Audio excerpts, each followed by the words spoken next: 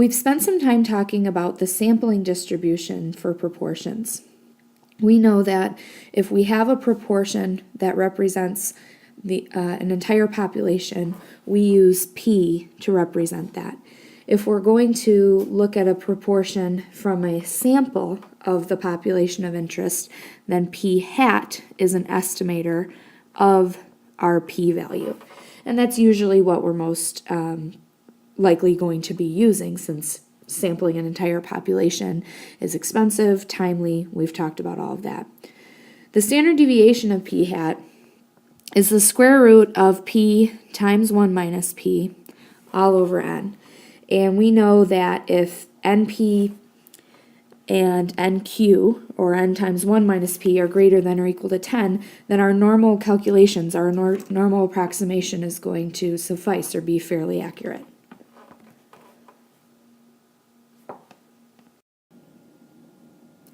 When we create confidence intervals for proportion problems, we need to check conditions just as we do when we're creating confidence intervals for means. The general idea about the conditions is the same as the means problems. So we want simple random samples, we want to check for normality, and we want to check for independence. How we check these things is a little bit different in a couple of the circumstances. For one, the simple random sample is going to feel very familiar. We're going to hope that somewhere in the problem it's stated that a random sample was taken from the population of interest. If not, we're hoping that whatever survey was performed or experiment, that we can tell it's from a reputable source like the Gallup organization, and so we can assume that the simple random sample condition is satisfied. In terms of normality, I really want to stress here that the central limit theorem does not apply to proportions.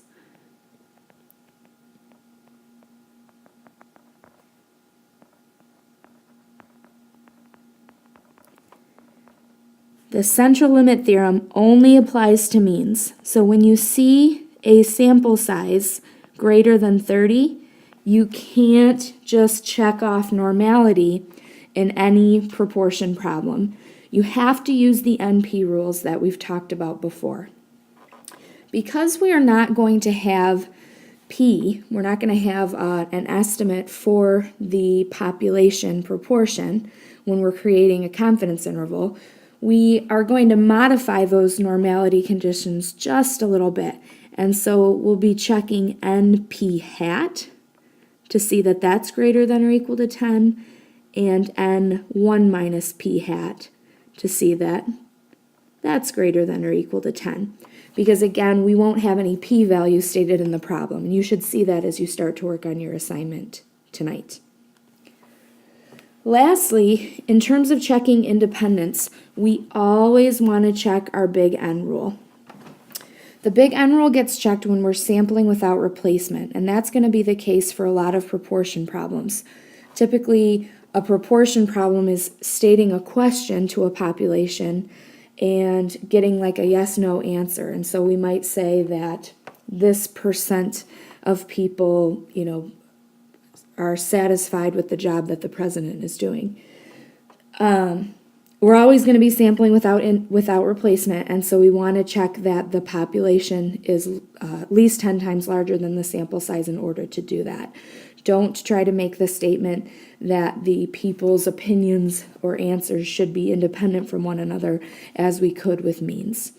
So while the conditions, again, are the same, at least simple random sample, normality, and independence, how we check those second two rules is a little bit different for proportions, and we want to make sure that we're doing this accurately. The formula that we'll use to create our confidence interval is very similar to the mean formula. It's going to take the estimate of the parameter, which in this case is P hat instead of X bar. It's going to add or subtract a margin of error. So our margin of error here uses a Z star value and then the standard error of the proportion. We only have Z star procedures available for proportion problems instead of T distributions. So you don't need to use table T. In fact, you should not use the t-table at all when you are calculating confidence intervals for proportions. We'll always go back to table A.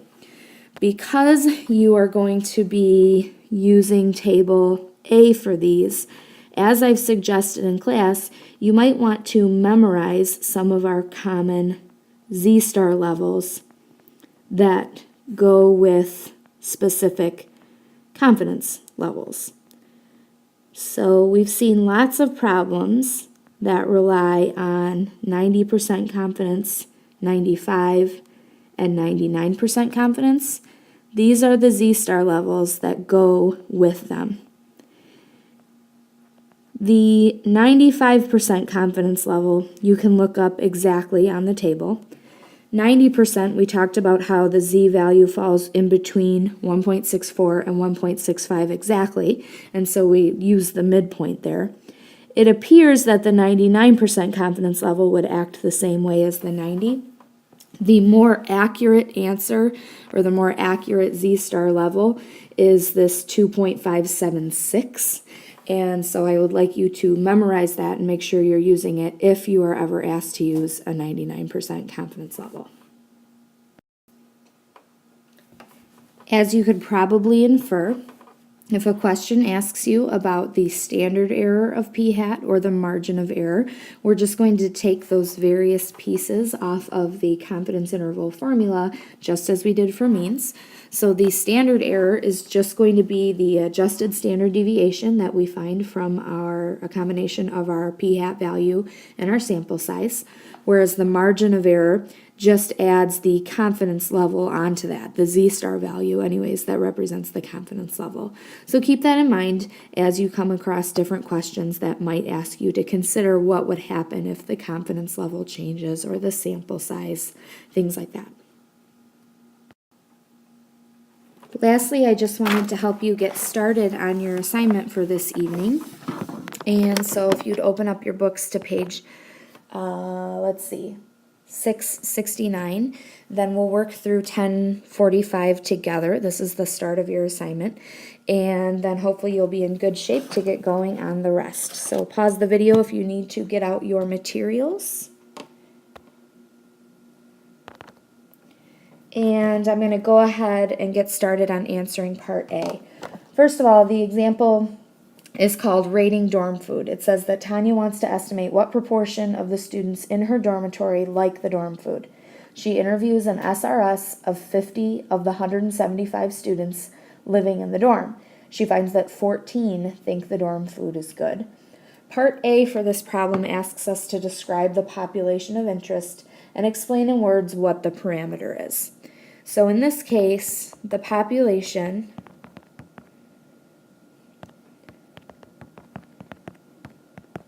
is all of the residents of Tanya's dorm.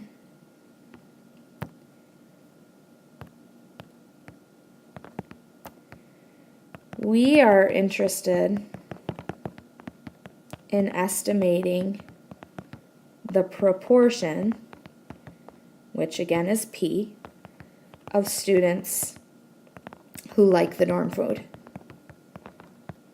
So those two statements answer both the population and the parameter.